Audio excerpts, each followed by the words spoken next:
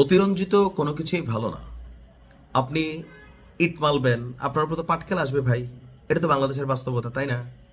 তো এখন আপনি যদি নিজে নিজে খোঁচাইয়া ইট মেরা পাটকেল খান, তখন তো মানুষের আসলে কিছু বলার থাকবে না। আমরা যারা অন্যায় নিয়ে কথা বলি, আমাদের যারা যতটুকু সম্ভব প্রতিবাদ করি, সেখানে তো আমরা আসলে দোষ দেখব না।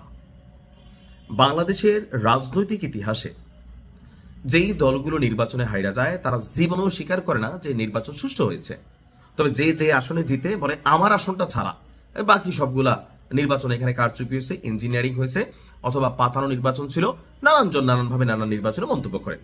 একদিকে যখন জনাব তারেক রহমান আপনার এই নির্বাচনে বিজয়ের পর জামায়াতের যিনি প্রধান আছেন ডাক্তার শফিক সাহেব, এনসিপির যে প্রধান আছে নাহিদ, তাদের বাসায় দেখা করতে গেলেন। অপরদিকে নাসির উদ্দিন পাটোয়ারি, এই ছেলেটাকে কোনোভাবেই আমার রাজনীতিবিদ মনে হয় না, মানে জোকার ছাড়া আর কিছু মনে হয় নাই।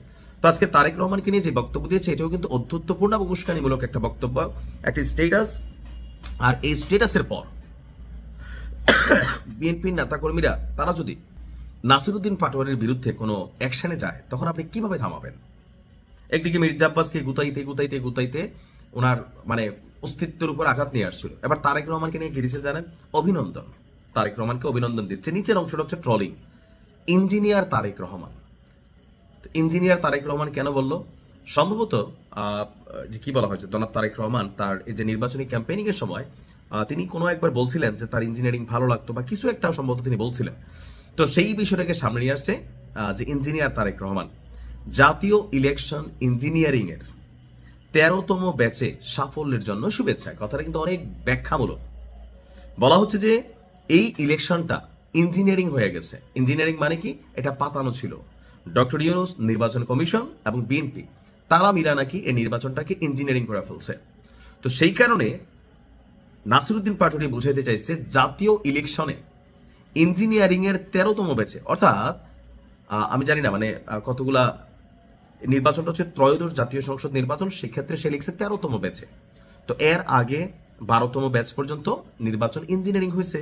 তো সেই জন্য সে লিখছে আইসা ইঞ্জিনিয়ারিং এর 13তম ব্যাচে মানে ত্রয়োদশ জাতীয় সংসদ নির্বাচনে সাফল্যের জন্য শুভেচ্ছা জাতীয় ইলেকশন ইঞ্জিনিয়ারিং এর। অর্থাৎ বিষয়টা বোঝার জন্য মাথার মধ্যে একটু তেরা আসবে। তো এই ধরনের বক্তব্যের আমি বিষয়টা বুঝাই, মাঝে মাঝে রিয়েকশন হয়। নাসিরুদ্দিন পাটোয়ারি যতগুলো বক্তব্য দিচ্ছে এই নির্বাচনকে কেন্দ্র করে, এর আগেও বিএনপিকে নিয়ে নাসিরুদ্দিন পাটোয়ারি বা জনাব তারেক রহমানকে নিয়েও যেভাবে অধ্যত্বপূর্ণ কথা বলতো, রাজনৈতিক শিষ্টাচার এখানে কিছুই নাই। আপনি এখান থেকে শিক্ষণীয় কোনো কিছু ছিল না। মানে ডক্টর ইউনূস শেল্টার দিয়ে রাখছে, মাঠ পর্যায়ের শক্তি ছিল, যা খুশি মন চায় তাই বলছে। আওয়ামী লীগ এটা তো বলেই।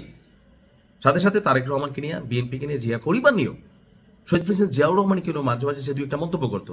সো বিএনপির পোলাপায় যারা আছে, যারা যেই দলটার ভক্ত, তাদের তো ভাই এটার মধ্যে গায়ে লাগে, লাগাটাই বিষয়, তাই না? তো সেই কারণে তারা রিয়েকশন দিতে পারে। আর এখন যদি কোনো একটা রিয়েকশন হয়, নাসিরুদ্দিন পাটোয়ারি চাচ্ছে ওই যে মির্জা আব্বাস বলতো, সে চায় আমাকে মারো তোমরা। তো নির্বাচনের আগে মানে নাই কেন? কারণ যদি নির্বাচনের আগে কোনো একটা টাচ হইতো নাসিরুদ্দিন পাটোয়ারির গায়ে, একটা ইলেকশনের সিম্পেথি অবস্থান তৈরি হতো, মির্জা আব্বাসীরা বুঝতেন, তিনি তো বলতেন।